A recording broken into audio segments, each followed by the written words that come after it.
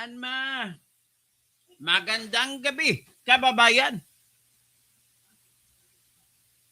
Ito po, kung matutuloy man sa Kongreso na mananalo ang impeachment, gagamitin ng Senate minority ang tinatawag ko na last card. Ganun po ang nakikita ko. Kaya, delikado ang magpapa-impeach. Ito po ay hindi pa nila na-anticipate. Hindi pa na-anticipate ng mga kalaban.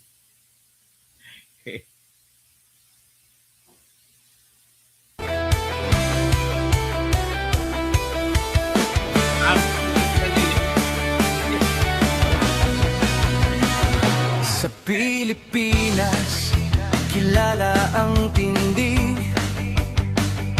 Hindi kayang bayaran ni numan ang kanyang prinsipyo. Kapag may inaapi, siya ang nariyan. Kapag may bayaran, siya ang hadlang. Hindi siya tiklop sa pananakot ng iilan. Hindi siya alila ng sino mang mayaman. Kung ang kapangyarihan nila ay inaabuso, inawin niya yan mano-mano. Kapag ang taong bayan ang nasasaka, siya ang unang sumusugot. Tumatagal, hindi pera ang sukatan ng halaga, kundi kung sino ang lumalaban para sa masa. Totoo kasing tirador, totoo kasing tirador. Kakapi ng naaapi, kalaban ng sakim na mandarambon. Totoo kasing tirador, totoo kasing tirador. Hindi kayang bilhin ang puso niyang matibay.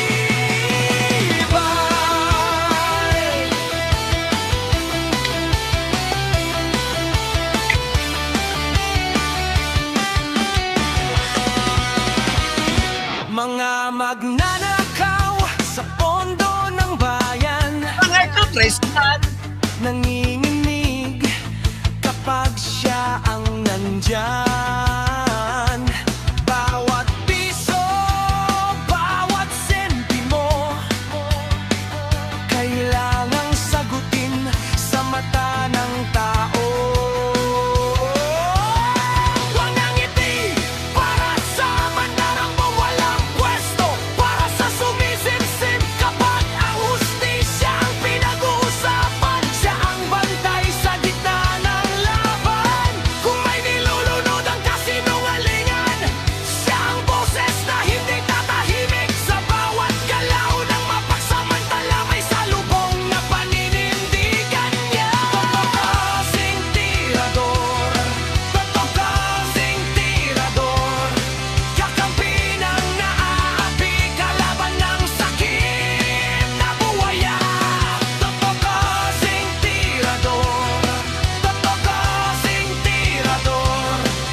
Hindi kayang bilhin ang puso niyang matibay. Hindi lahat ng malakas ay tama, hindi lahat ng tahimik ay duwag. Kapag ang bayan ang pinagkakaitan, siya ang unang humaharap. Totoo kasing tirador, totoo kasing tirador. Kakampi ng naaapi, kalaban ng sakim na buwaya. Totoo kasing tirador, totoo kasing tirador. Sa taong bayan nagtatayo, hanggang dulo ang paninindigan.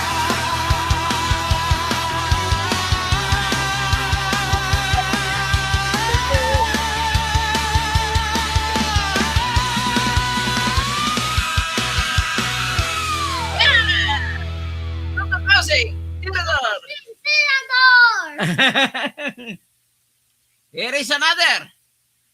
Galing naman kay Gab Adalia. Yan ay galing kay Brian Rodriguez. Ito naman galing sa mga nag-idol sa akin. Ito naman galing kay Gab Adalia. Pakinggan. Toto Cauce, tirador, kaibigan ng lahat, tagapagtanggol ng mga naaapi, kakampi ng mamamayan, laban sa mga Ay, tiwaling sir. tao Sir, sa lipunan. Toto tirador, walang sinisino, mabuting kaibigan, Lahat ng mahirap mga na akon. kaaway, walang takot, sigaw ang katotohanan, buhay na itandaya para sa inang bayan. Toto Causing, Toto Causing, tirador, kaibigan ng lahat, tagapagtanggol ng mga naapi, kakampi ng mamamayan, laban sa mga tiwaling tao sa lipunan. Todo tirador, walang sinisino, mabuting kaibigan, mahirap na kaaway, walang takot, isigaw ang katotohanan, buhay niya itandaya para sa inang bayan. Toto Causing. Romel Bundok, magandang gabi po. So, maraming salamat sa inyo. Tirador! Ayan, ang apo ko, kumakanta. Pero ito lang po, magiging seryoso tayo. Rico Dalangpan Ricoleto, good evening, sir. Ngayon, ganito po. Bago ko magsimula, patugtugin ko muna yung aking music na ginawa para kay Sara Duterte. Ito ay very cool. Cool lang. Very cool lang ang music. Okay. Okay, okay. It's cool or not. Apo ko yun, apo ko yun. Apo ko yun, Richelle. Okay. Let's check it. Okay. Let's check it now. Let us hear the music. Sara, Sara, wala nang iba.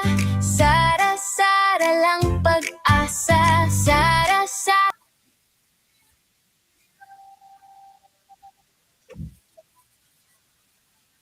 Ulitin natin. Ulitin natin. Pag hindi pa siya sumampay. Okay. Yeah, okay. Let us see it. Bakit walang sound? Ulitin natin.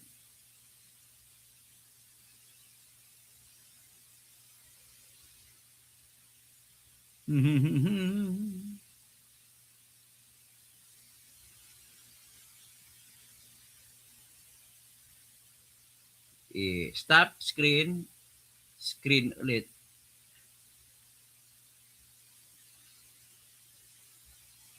Sara, Sara, wala nang iba. Sara, Sara lang pag-asa. Sara, Sara, siya lang makapakulong.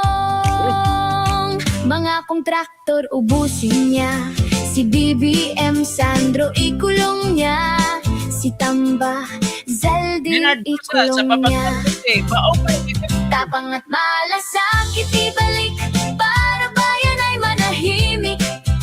Durugin ang sindikato sa korte, sa DPUA, sa DS Void, sa PhilHealth. And, okay, ganito. Ladies and gentlemen, ipakita ko sa inyo si Robin Padilla. Ang sabi ni Robin Padilla po ay, oras na umangat ang kinatawag na impeachment galing sa House of Representatives. Pag marami ang buboto, pag more than 106 or more, ay akyat yan sa Senado. Ano ang plano ng mga kakampi ni Sara sa Senado? Very, very excellent work. It is an act of genius Genius. Maniwala kayo, genius si Robin Padilla. Genius Robin Padilla. O pakinggan, ipaliwanag ko mamaya na genius si Robin Padilla. Pero pakinggan muna natin kung ano sinasabi ni Robin Padilla. Ito si Robin. Robin Padilla. Here you are. Yan. Yan. Robin Padilla. Robin. Kaugnay ng proseso ng impeachment laban kay Vice President Sara Duterte. Bernard, kanina bago mag-start yung session dito sa Senado ay nagpulong yung ilang mga senador na bahagi ng minorya. Ito ay para sana pag-usapan o pagplanuhan yung kanilang hakbang na gagawin oras na maiakyat o maipadala ng House of Representatives yung articles of impeachment ni Vice President Sara Duterte. Ngunit ayon sa mga senador, hindi natuloy yung nasabing pagpupulong dahil kulang yung mga miyembro na umattend sa meeting kaya magre-reschedule o mag-i-schedule na lang sila ng panibagong araw para rito. Handang sumunod ang minority bloc sa rules and procedures na nakasaad sa Constitution kaugnay ng pagsasagawa ng impeachment trial. Ito ang inihayag ni Senate Minority Leader Alan Peter Cayetano nang matanong kaugnay ng posibleng pag-akyat sa Senado ng articles of impeachment ni Vice President Sara Duterte mula sa House of Representatives. We'll follow all the rules and the procedures, di ba? Yung guided naman kami lahat dahil maraming mga abogado sa minority. So kung ano yung tama, ano yung rules, anong konstitusyon, anong batas, susundin namin. Yan ang sabi ni Cayetano, ha? Ito yung dalawang ugok ko, si Erwin Tolpo at saka si Lito Lapid. Gayunman, wala pa aniyang pagpupulong o pag-uusap ang minority bloc sa kung ano ang plano nila para sa convening ng Senado bilang isang impeachment court. Ngunit para kay Senator Amy Marcos, hindi na niya ikagugulat ang pag-transmit ng Kamara sa mga reklamo sa Vice Presidente. Paliwanag ng Senadora, bagay ito na inaabangan na rin nilang mga senador. Ay, wala na akong duda, no? Madali kasi yung 1/3. Parang madali lang yun. Well, inaabangan na namin. At palagay ko, 106 votes, madaling makuha. So, ina-expect na namin bilang paparaguan. Yun na nga ang ini-meeting, kaya lang hindi nakahabol yung iba. Opo. Kung anong strategy, anong gagawin. Oo. At yun nga, kailangan makumpleto yung dokumento kasi yung linalabas, hindi naman kumpleto. So, kung magpo-full-blown trial dito sa Senado, kailangan kaming maganda. Yan, si Jinggoy. Ayon naman kay Senator Jinggoy Estrada, bagamat handa nilang tanggapin sa Senado ang articles of impeachment laban kay Vice President Duterte, hindi niya ito personal na nais mangyari dahil sarami aniya ng nangyayari sa bansa sa kasalukuyan. Yan, Jinggoy, ayaw. Dapat Ako yung na sana magulo na masyado ang bansa natin, masyado tayo maraming problema. Ako sana, kung ako, I have said it time and again, ayaw ko ng impeachment. But since Kung makaakyat siya, sa akin, siya wala tayong magawa. Samantala, bagamat wala pang opisyal na pag-uusap ang minority bloc tungkol sa kanilang magiging hakbang, hindi isinasantabi ni Senator Robin Padilla ang posibilidad na magpahayag ng pagtutol ang minorya sa convening ng Senado bilang impeachment court. Paliwanag ni Senator Padilla, bahagi ito ng mandato ng minority sa Senado. Di ba ang papel naman ng minority to oppose? Hindi lang impeachment. Lahat ng bagay dito, ang trabaho namin ay i-oppose. so you will Sana wag kaming pagbintangan. Kapag kami ay nag-oppose, wag kaming sabihan na kami ay bias. Trabaho po ng minority yon. Yan po ang parliamentary procedure na dapat naming sundin. Yan po ang sinasabi ng demokrasya. so you will oppose the convening of the impeachment court? Eh, natural lang yun. Natural lang yun. Eh, yun ang parlamentaryong kauga. Kayo naman, tagal nyo na dito. Basta So- minority yan ang papel. You're just doing your job. You're just Oo. doing your job.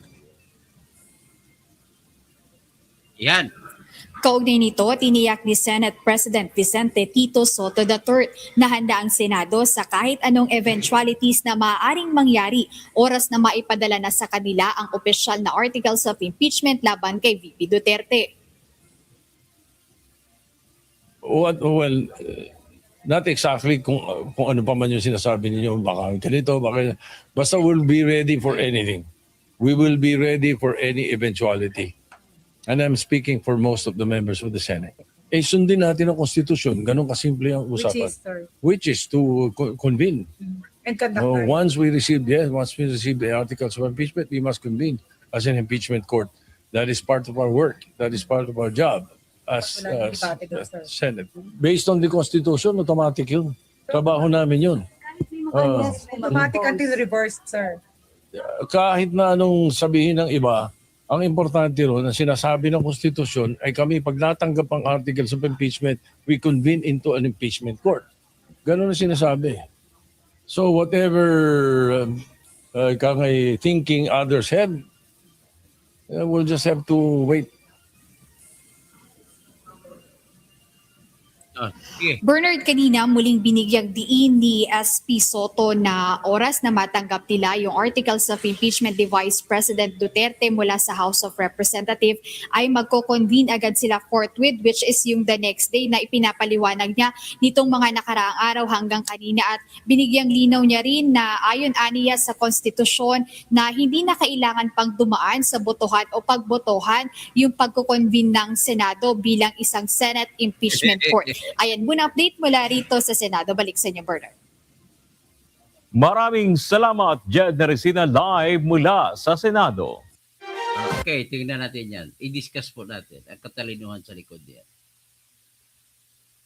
So, i-discuss natin kung ano ba talaga. Okay? Ganito po yun. Ang Constitution nagsasabi na makukunbik lamang ang hinahabla sa impeachment kung magkaroon ng boto na 16. Hindi na bali, hindi buboto ang iba. Hindi kailangan ang boto ng kontra. Ang binibilang dito, may gusto ba buboto na guilty si Sara? Yun lamang po ang bibilangin. At ayon sa konstitusyon, inuutos nito na dapat 3/4. Hatiin mo sa 4 ang mga senador at 3 grupo ay pagsamasamahin mo. May iwan ang isa ay guilty na si Sara. Ano yung 3/4? Kung magaling ka sa mathematics, i-divide mo yung 24 sa 2/3. Ibigay mo pala ang senador sa 3. So, kailangan 2/3 votes ang makukuha. So, 2/3, divide mo yung 24 by 3, that is 8. 8, saka 2 ang kukunin mo, 2 3. Ibig sabihin 2/3, 2 3 grupo. 2 sa 3 grupo. So, 8 plus 8, kasi 2 lang. 16. Tanong, makukuha ba na 16 votes? Okay, mag-survey muna tayo. Kailangan 16 votes. Pero kung baliktarin mo, meron bang hindi buboto na siyam? Siyam lang na hindi buboto ay panalo na si Sara. So di mas madaling bilangin ang hindi buboto.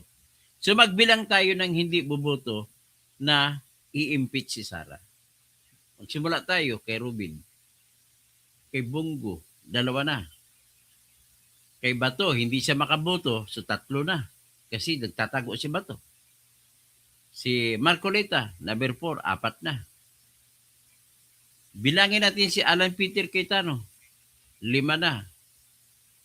Bilangin natin si sino ba yun? Si Bongo, si Rubin, si Bato, si Marcoleta, at saka sino may isa sinabi ko, si Alan Peter Cayetano. Next, 5. 4 pa kailangan. Si Aimee, 6 na. Sino pang hindi buboto dyan? Si Joel Villanueva, ano na, 7 na. Si Chis Escudero, 8 na. Sino pang isa? Magbilang tayo ulit. Sino pang isa? So, kailangan ng isa pang boto. No? 8 na sila, di ba? Si Amy. Ang isa pa, sigurado ako yung ang dalawang bilyar, buboto yan kay Sara. So, siyam plus 10 plus isang bilyar. Tanungin mo si Suberi, nagsalita na siya noon na kung taga Mindanao siya ay hindi siya buboto laban kay Sara. So maging 11. Sino pang isa? Si Lito Lapid, sa kanila na yan. Si Rapi Tulfo, kanila na yan. Si Erwin Tulfo, kanila na yan. So si Risa Ontiveros, kanila na yan. Si Bam Aquino, kanila na yan. Si Kiko Pangilinan, kanila na yan. 6 na. Si Pianpilo Lacson, kanila yan. Si Soto, kanila yan. 8 na. Sino pang isa buboto pabor sa kanila? Pag tinanong natin si Pia Cayetano, saan ka ba? Sa kapatid mo? O sa kabila? Malamang si Pia Cayetano ay sasama kay Peter Cayetano. So 13 na. 13 na pabor kay Sara, ay 8 pa lang ang boto pabor sa kanila. So, sino pang isa-isasama natin dyan? Lorin Ligarda. Saan ba tayo? Ang anak ni Lorin Ligarda ay kakampi ng Duterte. So, malamang pang 14 ang mapupunta kay Sara. Sino pang iba na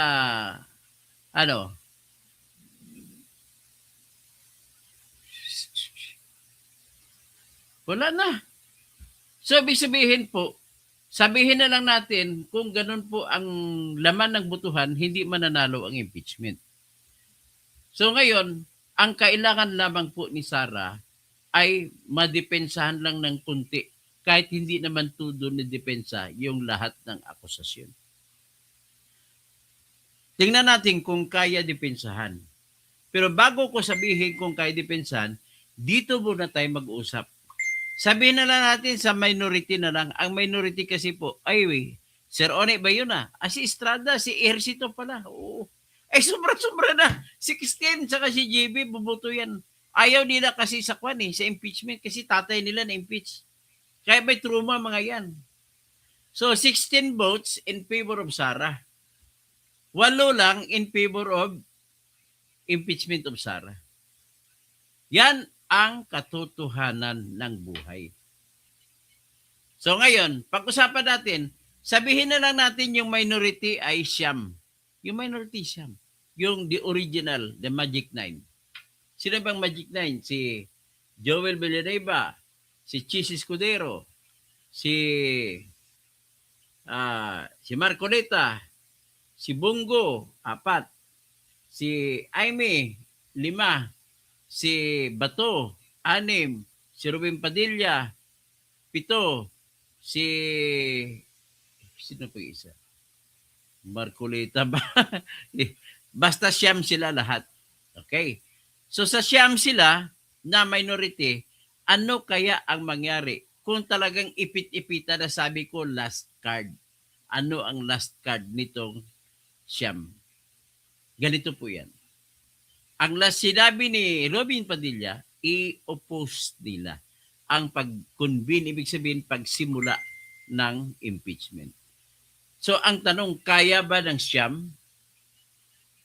Kasi ang majority, 13. So siyam lang sila, kaya ba nila? Sagot, kayang-kaya. Bakit po?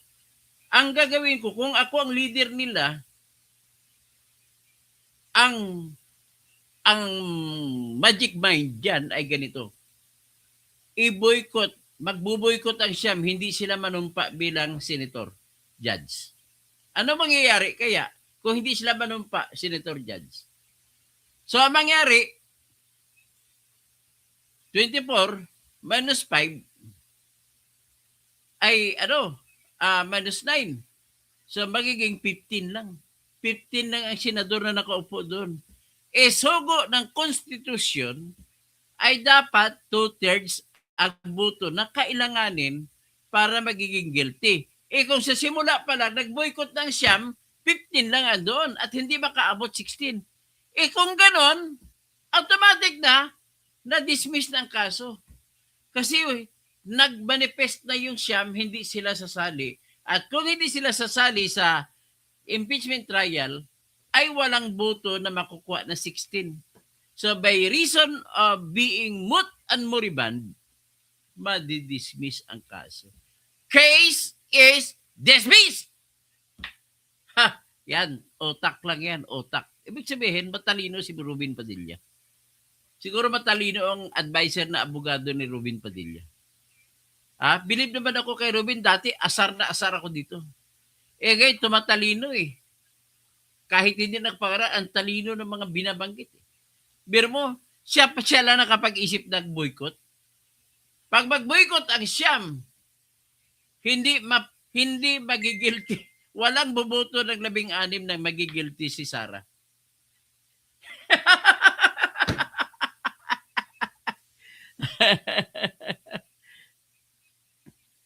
So ngayon, yan lang. Huwag na tayo kumampi sa marami pa. Alam naman natin kahit siyam lang ang hindi buboto, wala na, tapos na ang laban.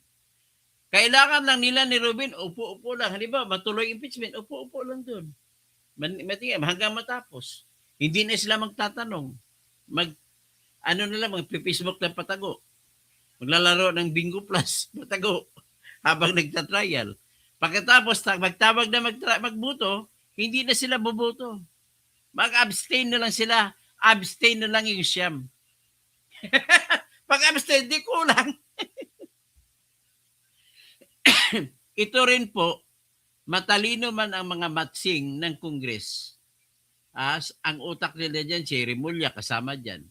Kasama din dyan yung mga abogado nila ni BBM. Lahat sila dyan, mga matatalino rin mga yan. Ang katalinuhan nila, ginagamit nila kung paano ma-impeach, maisa lang ang ebidensya na ma-impeach si Sara. But the problem is, the reality speaks that impeachment goes beyond evidence. Kahit anong ebidensya, politics pa rin.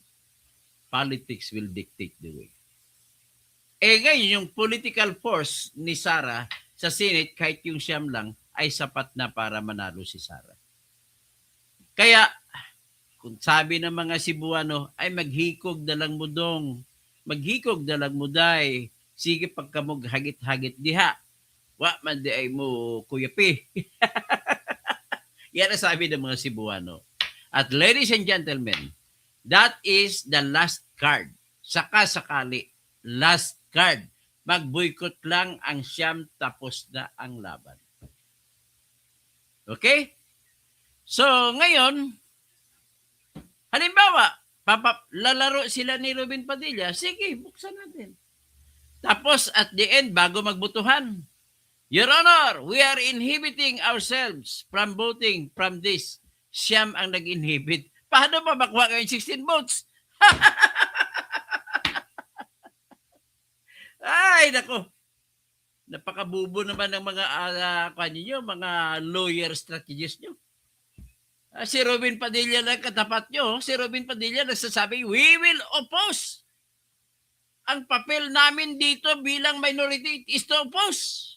Not only on matters that are being done for the lawmaking, but also impeachment. Siyempre, di ba? All they need to do is matulog lang. Matulog lang. Siyempre, may constitutional duty nila yan. Kasi kahit i-petition sila, depensa naman nila. So para na lang, may tinatawag na, sige, just for the sake na nagkukumplay kami, manumpa kami bilang senator judge. Pag panumpa namin, upo lang kami doon. Hindi na kami magtatanong-tanong. After all, ang kailangan lamang ni Sara, kung sakasakali, magkaroon naman ng trial. After all, ang kailangan lamang ni Sara ay masagot kahit hindi masyado maganda ang lahat ng akusasyon laban sa kanya. Okay, pag-usapan natin ang mga akusasyon at pag-usapan natin kung ano ang nakikita kong isasagot ng Team Sara. Unang akusasyon, confidential fund sa DepEd, sa Office of the Vice President, at saka yung bagong confidential fund na binigay noong 2023. So, 500 million yon plus 125 billion, 612 billion sa 2023. Ang 112 ay sa DepEd. Ang 500 sa OVP. Noong 2022, 125 million. So, ngayon, ang total na ginasta ni Sara sa 2023 na 500 billion ay 375 million lang. So, ngayon, ang 375 million ay go. Ginasta din. Sa DepEd, ginasta rin ni Sara Duterte bilang Secretary of Education. Pero lo and behold, ang COA ay inaprubahan ang mga resibo ni Sara sa Department of Education na 112,500,000. So, ibig sabihin, walang problema. Tinanggap ang mga resibo niya. Pagdating naman sa mga resibo niya sa 375 million kabuuan sa Office of the Vice President, tinanggihan ng COA. Sabi ng COA, mali. Ito, ibalik mo, Sara, ang pera, 375 million. Ang tawag din sa Ingles ay Notice of Disallowance. So kung gano'n, Notice of Disallowance, may karapatan pa si Sara na magsampa ng motion for reconsideration kasi sa babang level yon, iangat niya sa in-bank, 180 days pa ang palugit para si Sara magsampa ng motion for reconsideration.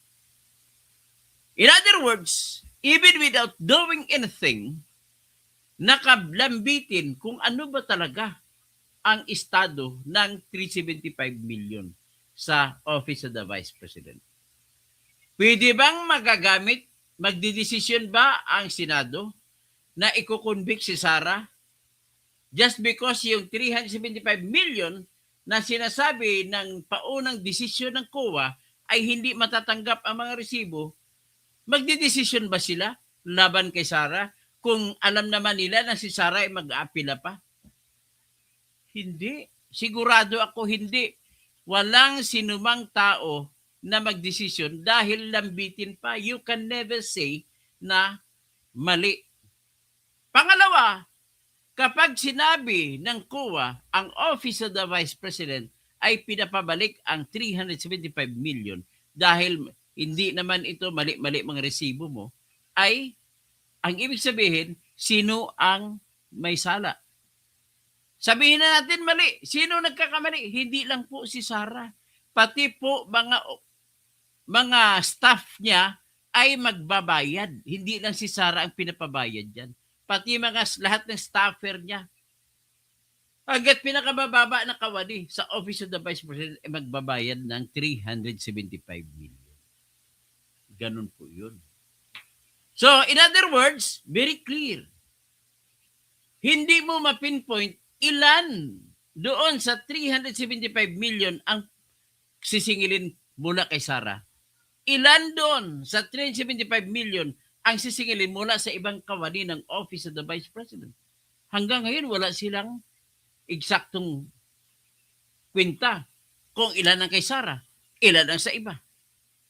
Next, pag-usapan naman natin yung 2022 na 125 million. Sa 125 million, sinabi naman ng COA, hoy, hindi namin tanggapin, Sara, ang mga resibo mo. Pero sa total, lo and behold, tinanggap ang mga Merigris Piatos. Tinanggap ng COA, pati yung mga ibang faking pangalan. Kasi nga, secret funds yun eh. You are not allowed to disclose the names of the persons who received the funds if the funds were given in secrecy in exchange for an information from the person na usually saan ka ba makakakuha ng informasyon laban sa NPA? Saan ka makakuha? Eh di siyempre kapwa, di nila NPA. Hindi mo pwede makuha sa ibang grupo yan. In other words, kung makakuha sila ng isang tao taga-NPA sa loob, dahil mga NPA nagre-recruit sila sa senior high school at junior high school. So para ma-counter, kailangan mo ang informasyon mula sa kapwa NPA. So with that, ang bayad, kapalit ay sikreto. At cash-cash yan, hindi pwede Gcash dyan. Ha? Ganun lang po yan. So, we are talking here of reality. We are not talking here of imagination. Nag-imagine, hindi, ano naman yan, hindi naman totoo yung hindi naman totoo yung mga informant ko, kwento-kwento lang yan. Well, it is possible na nag-imbento lamang si Sarah ng mga taong tumatanggap ng pera na pwede ring mangyari na pinapalabas ni Sarah na ang mga tao ay informanti pero sa totoong buhay ay hindi. Pwedeng gawin. But the problem is the rule of the game, the rule of auditing is this. Kailangan patunayan mo ang prinsipyo ay pinapalagay mo na tama yan. At kung hindi, pag ayon sa iyong akusasyon na hindi, ikaw ang maghanap ng ebidensya na ang nakatanggap ng mga meregespetos ay hindi totoong informante. In other words, let me ask you a question. Hindi po nailabas sa hearing ng House of Representatives kung sino-sino itong mga meregespetos, kung sino-sino itong mga fake names. Wala silang naipalabas. Kahit isa. So kung wala silang naipalabas kahit isa, saan nila ngayon kukunin ang ebidensya na para mapatunayan nila na yung binigyan nila na tao na meregespetos ay si Sarah lang pala yun? Kung wala sila makukuha na ebidensya na ganon, talo na po sila. Yan ang realidad po. We are talking here of reality. Do not be insistent on what you think because what you think is not the law. Kailangan natin ebidensya for ebidensya. Hindi po ito laro. Ang ebidensya hinahanap po pag magpresenta sa impeachment trial ay kailangan din halos sa criminal case din yan. Parang criminal case. Malapit-lapit po sa beyond reasonable doubt. Ang tawag ko dyan ay clear and convincing evidence. So wala ka makikita. Paano mo mapiga ang ulo ng sino ba yung unang-una hindi mo kilala kung sino si Meregespetos. Kung hindi mo kilala, hindi mo siya mahagilap para tanungin mo. Diba? So ngayon, kung gano'n lang ang depensa ni Sarah, kahit hindi niya na maglalalim pa, bubuto sa kanya, papabor sa kanya na buto ng kasamahan niya mga senador. Sigurado ako dyan. Kasi kaibigan niya yan eh. Kasama sa political run nila eh. May kaibigan ba na bubuto laban sa'yo kung mayroon ka malang magandang depensa kahit konti? Wala. That's Filipino attitude. That's Filipino culture. So ngayon, ang kasunod na tanong, ganun din po sa ibang mga confidential fund. Wala silang naipresenta kung paano binulsa ni Sarah. Kailangan nila ng hard evidence to show na nabulsa ni Sarah ang confidential fund. Up to date, up to now, na nag-usap tayo, napanood ko po ang lahat ng hearing nila. Wala po silang ibinanggit na kahit isang pangalan na nagsasabi na binulsa ni Sarah ang pera galing sa confidential funds. Kahit nga mismo yung peke na witness nila na si Ramil Madriaga, tinanggap daw niya pinatawag daw siya ni Lieutenant Colonel Dennis Nolasco at pinapunta kay Lieutenant Colonel Raymond Dante Lacheca na siyang intelligence chief ng Department of Education sa panahon ni Sarah sa Department of Education. At nang dumating daw siya doon sa Department of Education na opisina, si Ramil Madriaga ay hinintay pa na daw mga bandang alas 3 na ng hapon dumating si Raymond Dantila Chica. At kaagad-agad na pagdating daw doon, ibinigay na daw kanya sa kanya ang 4 na duffel bag na pera. Yun. Kung hindi man yan imposible, mangyayari ba yan? Sino bang tao magbibigay? First time niya, siya pa rin mismo nag-amin na first time niya lang nakilala at first time din siya nakilala ni Raymond Dantila Chica. Kahit kilala siya ni Raymond Dantila Chica, he will never be given that amount and big amount of money. So, ang kwento ay gusto na palabasin na nanggaling noon si Lieutenant Colonel Raymond Dantila Chica sa DepEd at winidraw yung 125 million mula sa land bank. Ibig sabihin, ang total ay 125 million, presumably. Pero ayon naman sa kwento ni Ramil Madriaga, binigay doon sa kanya 4 na duffel bag. At ang laman ng isang duffel bag ay 33 million hanggang 35 million. Kung kahit hindi ka bright sa math, so 33 million halimbawa, times 4. Kasi 4 na duffel bag. So, para madali ang pag-multiply mo, banana. 4 times 30 is 120. Tapos, 4 times 3 is 12. So, 120 plus 12, 132 million ang total. Di mali na. So, wala rin kayong ebidensya. And because of that evidence, hindi po buboto ang mga kakampi ni Sara laban sa kanya. Ganun lang ko simple. Let us not talk about the strength of evidence. Let us just talk about the possibility na meron siyang ebidensya na sapat na para kampihan pa rin siya ng kaibigan niya o kakampi niya ng mga senador. Let's go down to threat. Hindi rin po tatanggapin ang threat. Unang-una, wala sa revised penal code na sabihin mo parusahan mo ang tao just because nagsabi siya, ipapatay kita kung patayin mo ako. Wala pong kasong ganon. May mag-a-apply po ang prinsipyo ng nullium crimen, nullia pena, sine lege. Kung sa English pa, no crime. There is no crime if there is no law that punishes it. So anong gawain?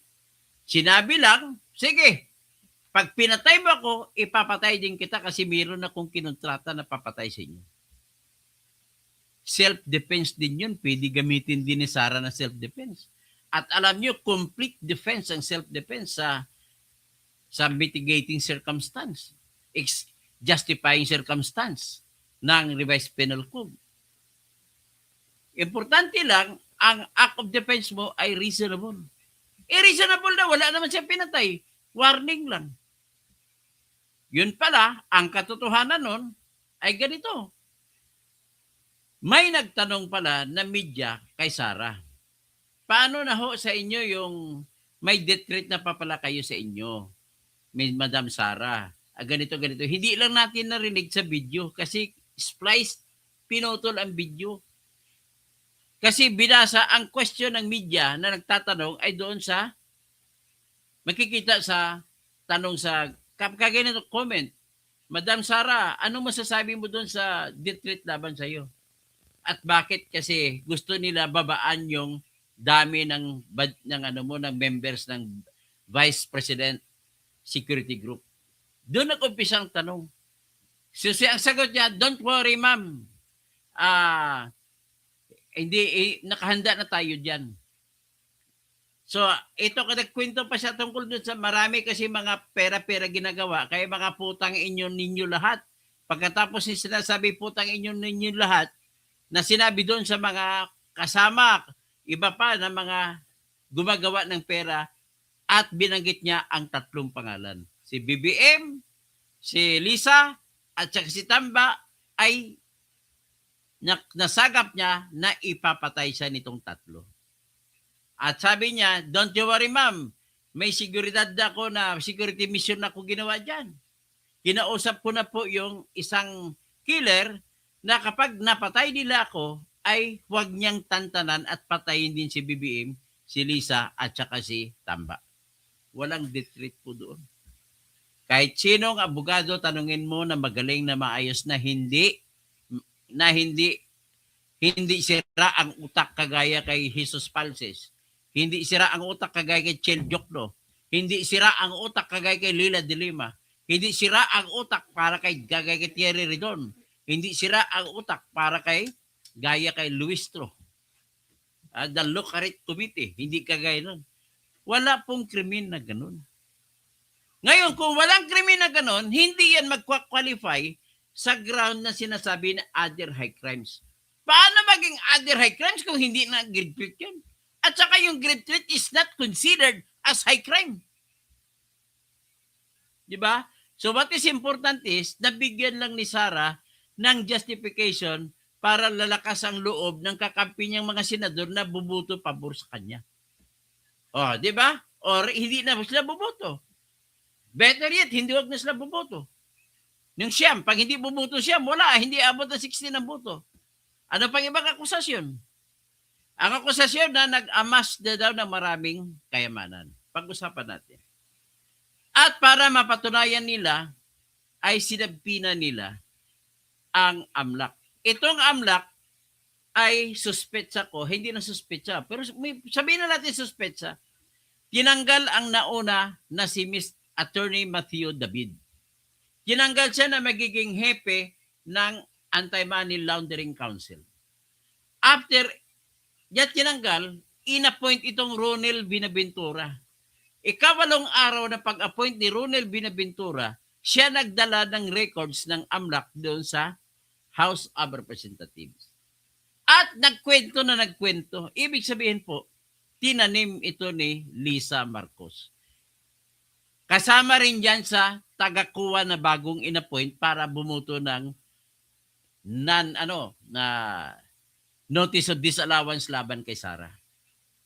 Ganon din yun. Tapos kasama rin dyan si Matibag na mag-desisyon na may grave threat daw. Hoy, Melvin Matibag, napakabubo mo naman, graduate ka ng Ateneo, pinahiya-hiya mong Ateneo sa ginagawa mo. Master of Law ka pa? Kung ako mag-check ng bar exam mo, 0 ka, bagsak ka. Hindi mo pwede sabihin na grade threat yun.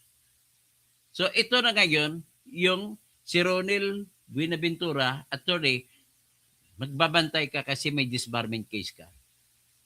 Ang ginawa ni Ronel Buenaventura, nagpagamit siya.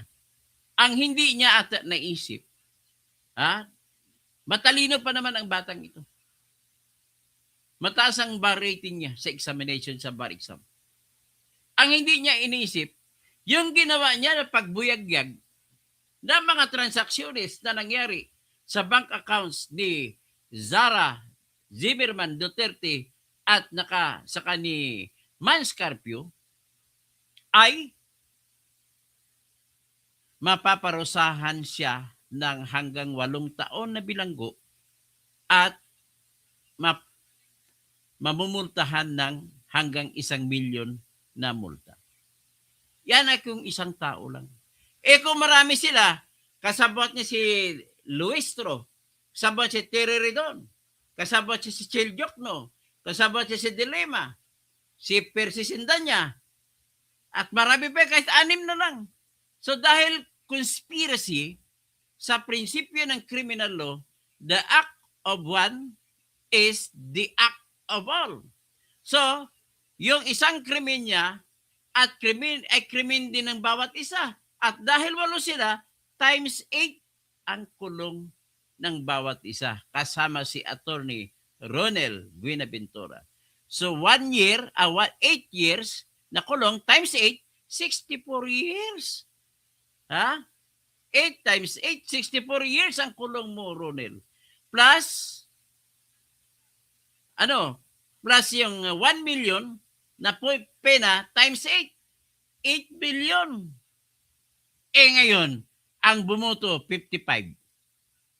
Bumoto kanina, 55 para i-impeach si Sara. Anong ibig sabihin yan? Di yung 55 ay nakapanood, nakatingin doon sa transacciones na nakalagay sa AMLAC. At kung nakapanood ka at nakita mong records, may kasalanan ka na rin. So, 55 the krimen. Times 1 million, 55 billion ang bayaran ng bawat isa. At dahil 8 years, so 8 times 55. So, 8 times 50 is 400 years plus 40, 440 years ang bilanggo ng bawat isa. Sa ganun na lamang na argumento, walang ibang gagawin si Sara. Ipakita lang ni Sara ang batas. Your Honor, ayon po sa Batas Republic Act 9160, sa section as amended, dito nakalagay po sa section 8-A na bawal po ibuyagyag ang kahit sa anumang paraan, walang eksepsyon, bawal ipakita ang lahat ng transaksyonis na nakalista sa AMLAC. Walang eksepsyon yan. Ang kanya, ginawa niya. So lahat, pati nag-utos, si Luistro, lahat sila mabibilanggo at mamumultahan. Eh kung 55 sila kasi bumuto, times 55. So 1 million times 55, bawat isa magbabayad ng 55 million pesos na multa. At dahil 8 years ang kulong, 8 years times 55. 8 times 50, that is 400 years. 8 times 5, 40. 440 years ang kulong ng bawat isa. So ganoon pa lang ipresenta ni Sara, buboto ng pabor sa kanyang kapwa, mga kakampi niyang senador. Siyam lang yun, huwag natin bilangin, di ba? Yung siyam na lang. Kasi kailangan lang ni Sara nakakampi, siyam lang. Sobra-sobra nga, kanina binilang natin. O ano pang ibang kaso. Dahil doon daw sa transactionist, nagkaroon sila, napakagawa, yung akusasyon na binuo na sinulat ni Atty. Chel Jokno for appropriating into for yourself the amount of 500 million or more. Check it, 500 million or more. You are guilty of impeachment ground of malversation or graft and corruption. O sisain nga natin ito kung saan kinuha. Hoy, Atty. Chel Jokno, saan mo kinuha na 500 million ninakaw ni Sara? Kung ang basihan mo lang transaksyon. Ngayon, kung hindi nila mapapatunayan kung saan, ang mga kakampi ni Sara na siyam na mga senador, iboboto lang nila not guilty kasi hindi mapapatunayan kung saan nanggaling ang 500 billion na binabanggit ni Chel Jokno. At paano mo makukuha? 6.7 billion ang lahat ng transaksyon. Paano mo malalaman na 500 million? Ako nga, best in math ako. Nag-graduate sa high school. Civil engineer ako, licensed. Scholar ako sa Mindanao State University, Marawi. Ang average ng grade ko, pang cum laude. Hindi lang ko ng cum laude dahil may incomplete na ako nag-graduate sa surveying. Hindi ko kaya kunin kung paano maging makakakuha ng 500 ang ninakaw ni Sara mula sa transactions na 6.7 billion. Hindi ko kaya. Kaya kung hindi ko kaya, kakantan lang, di ko kayang tanggapin. Okay. To be realistic. Samurai, makinig ka samurai. To be realistic. Sabihin na natin, may 1 million si 7 samurai. 1 million ka. I-deposito mo ngayong umaga. Dahil lampas ng 500,000, i-report ka sa AMLAC. O si samurai, si 7 samurai, nagdeposito ng 1 million. Nakalista ka na, 1. Nakataras ka na, 1. Tapos, after 1 hour, winidraw mo 1 million. Nakataras ka ulit, 2. Ano nakalagay? 1 million. Withdrawal, pero tinutotal, 2 million na. Sa 2 million na total, magkano yung pera mo, 7 samurai, sa bangko? Una, pinasok mo, may 1 million ka. Inong withdraw mo, magkano pera mo? Di, 0. Pero ang total mo, sa transaction mo, 2 million. Dineposito mo ulit, binalik mo. So, total na ngayon, 3 transactions, 3 million. 1 million deposit, 1 million withdrawal, and another 1 million deposit. So, magiging 3 million. So, magkano nga yung pera mo sa bangko? 1 million pa rin. Pero ang total mo, 3 million. Withdraw ka uli. Magkano na iwan sa bangko mo? 0. Pero ang total mo, dahil i-report sa AMLAC, 4 million. Ganun po yun. So, ibig sabihin, by the very short logic of it, hindi mo masasabi kung 6.7 billion ang total transactions, ay hindi mo masasabi kung paano mo makompute ang 500 million. Paano mo makompute? Best in mathematics po ako sa Coronadal National Comprehensive High School. But I cannot compute that. Ang lahat ko po naggrado sa math ko, sa EWSU, Marawi, Math 17, 1.5. Math 41, line of 1 lahat. Ha? Math 61, line of 1 lahat. Math 81, line of 1 lahat. Engineering Science Math ko, 1.0. Hindi ko kaya computin kahit ganun ang grado ko. Pero maintindihan naman natin si Chelyok, no? Hindi naman mathematician yan. Abogado naman yan. Pero mas magaling pa palang abogado sa engineer pagdating sa math. Na-compute niya 500 million, pero may dulo 500 million or more. So paano mo ngayon mapapatunayan ang krimen na ninakaw ay 500 million or more? Ibig sabihin, hindi ka sigurado. Kung hindi ka sigurado, reasonable doubt yan. Kung criminal case yan, talo na yan. Maibabasura na yan. So ngayon, alam ko baka dito niya dito niya siguro binasi. Dahil po ang inflow kasi mga deposits, transfers napunta sa pondo ay umabot po ng sabi natin ay 4 billion. Sabi natin, hindi ko na actual ha. Tapos ang nakasulat na outflow ay mga 2 billion lang. So ibig sabihin, kung pagsamahin mong inflow tsaka outflow, lamang ang inflow ng 2 billion. Ibig mo sabihin, may 2 billion na pera si Sara sa bangko dahil 2 billion ang pumasok na pera na nakalista at 2 billion lang, 4 billion, tapos 2 billion lang ang nakalista na inalis.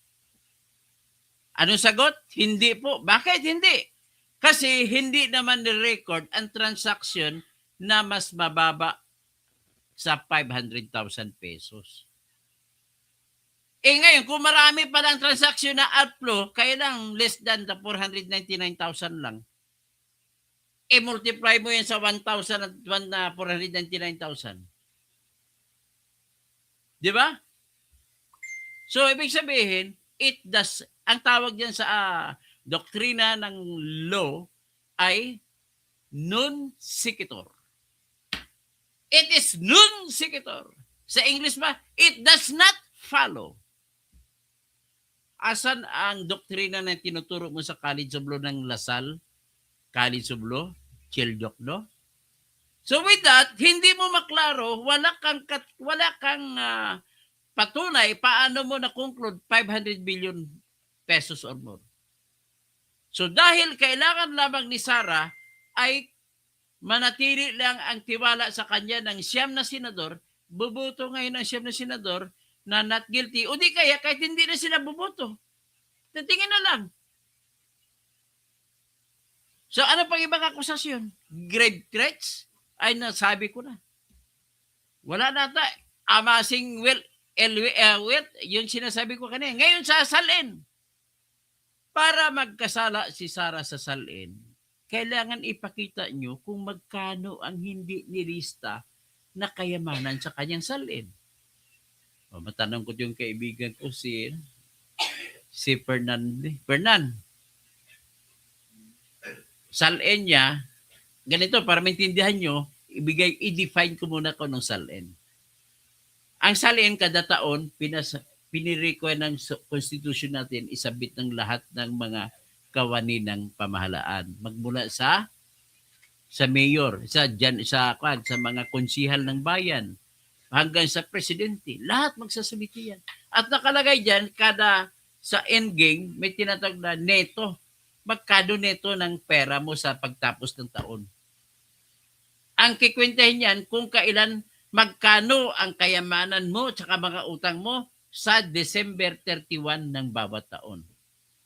Kaya ang ginagawa, sabi ni Miriam Defensor naalala ko, kaya para makalusot kayo mga punyeta kayo, December 30, December 29, withdrawin nyo lahat para lalabas, piso lang naman ang bangko mo. Yan naman ilalagay mo, piso.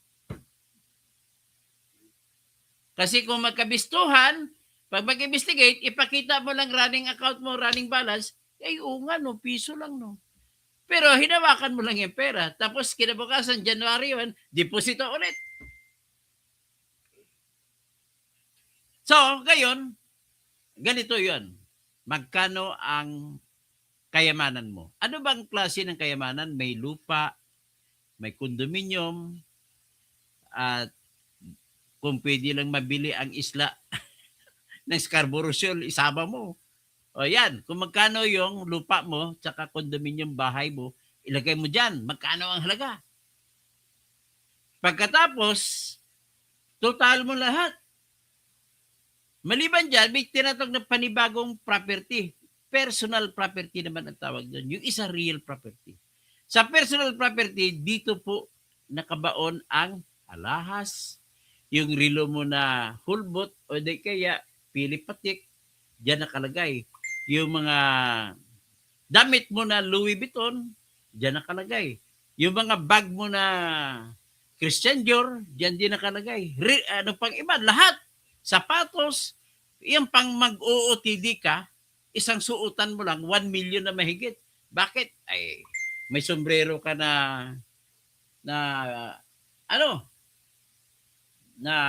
ano pa yung Versace, ha? Sombrero mo, Versace. Salamin mo ay Gucci. Tapos yung kurbata mo, mahal din, Gucci din. Tapos yung damit mo ay mahalin yung mga Christian Dior. Tapos ang polo, yung suit mo, yung Amerikana mo ay nakalagay diyan TM Lewin. TM Levin. Mahal kasi TM Levin, yan paborito ko eh. Nakabili ako niyan isa lang. Kasi mahal eh. 20,000 isang lang Amerikana eh.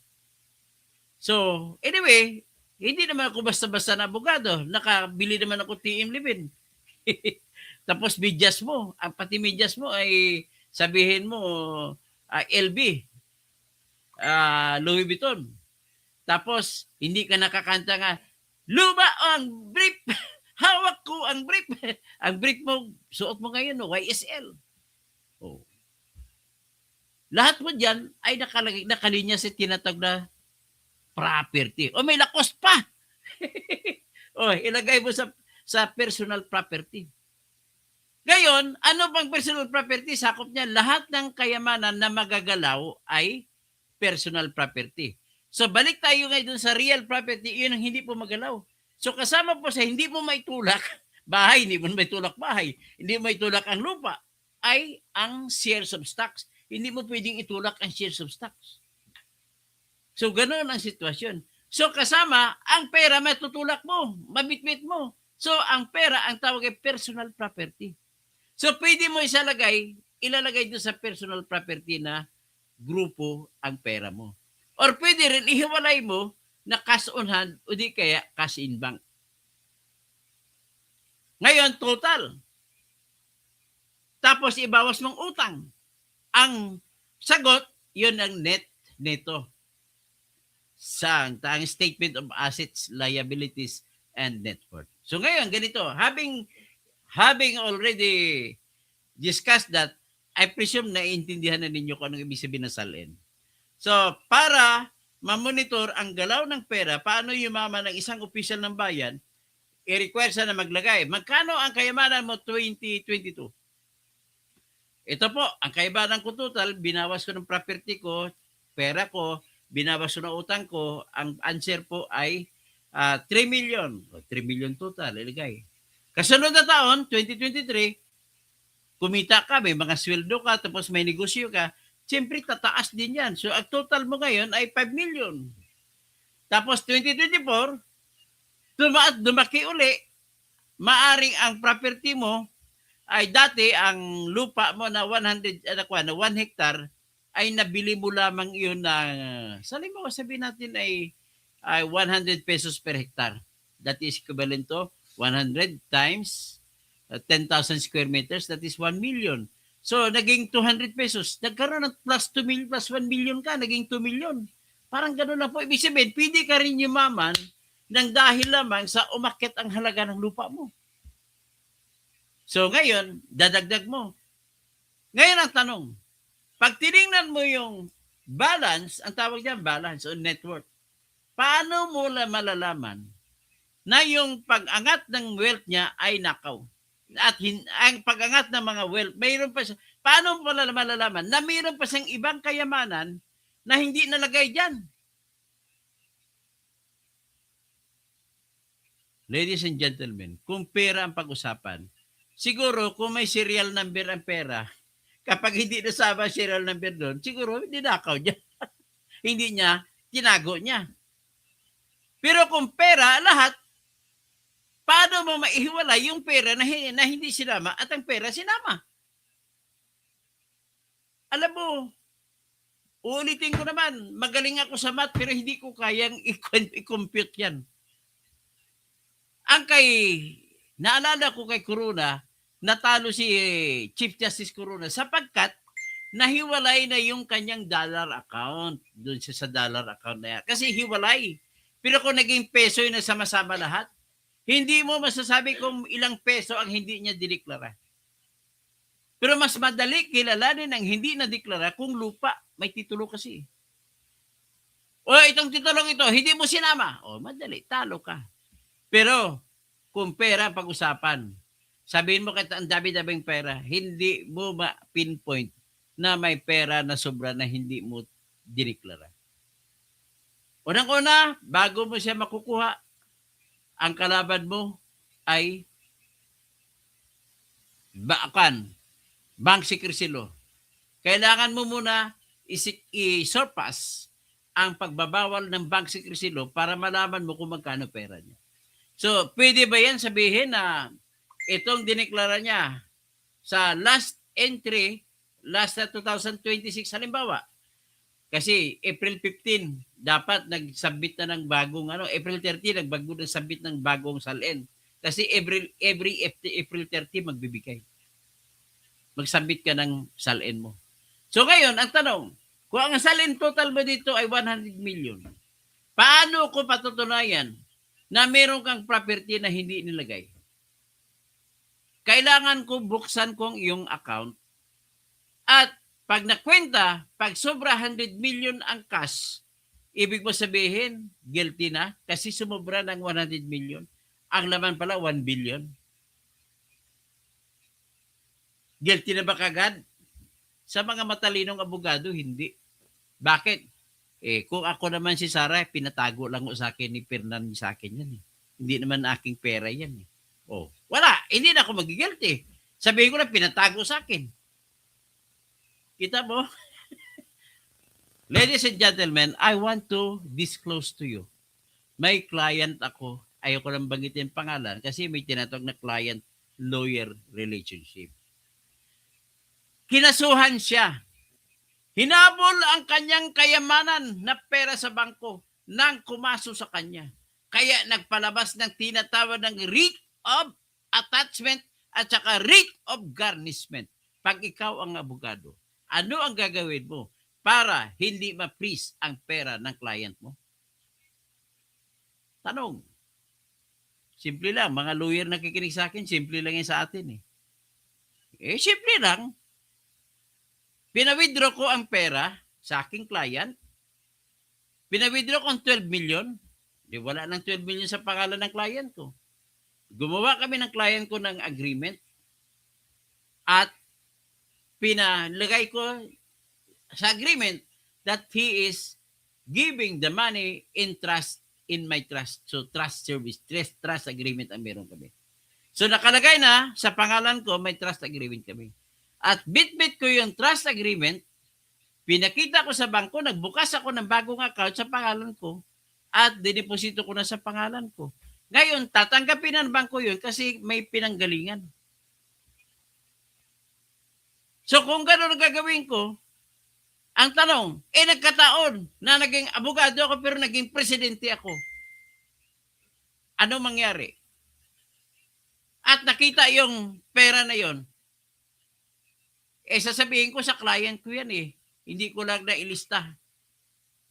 Wala rin. Hindi rin ako, ang mga senador na yun na siyam, papaborbuto din sa akin. Hindi na natin pag-usapan kung talagang dapat guilty si Sara o hindi. Ang pag-usapan lang natin, kakampihan pa rin ba siya nung kakampi niyang senador? Siyempre, naman kakampihan siya kasi wala namang masama.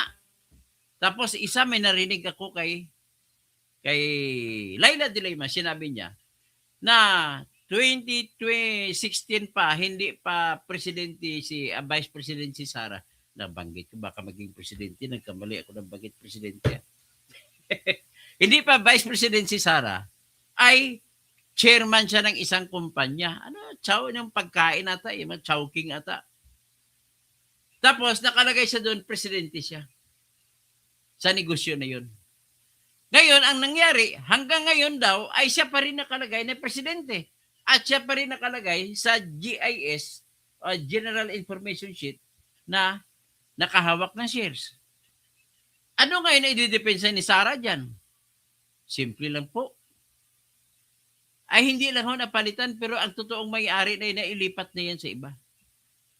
Ganun lang ho kasimple. So paano pa napatunayan? What is important is I'm just giving moral strength to my friends, senators, to vote in my favor. Ganun lang. Kaya, ang masabi ko ngayon, the impeachment case is, by whatever means, dimut and moriband. Walang patutunguhan yan. Dismissed yan. Kaya ulitin ko lang, kung magkano naman, magbaliktaran man ang mundo, ang last card ng grupo ni Sara, ang siyam na senador na kakampi niya, kahit pag ano bang klaseng pag-inog ng mundo, ay ang gagawin lamang nila, alam mo, Fernan, ano? Mag-boycott lang sila. Siyam ang boycott. Ang magtitira, 15. So, paano ba makonvict si Sara na 15 senators lang naiwan? At kailangan mo 16 votes para ma-convict. Ladies and gentlemen, ganun po ang talino ng disbarred na abogado na ito. Maraming salamat po sa inyo. At just paki-like na lang, we are just talking about reality. I'm not insisting kung tama si Sara o hindi, but I'm only telling you the truth. Reality bites. That's reality. Okay? Maraming salamat po sa inyo at may atubagin pa akong kausap. Maraming salamat po.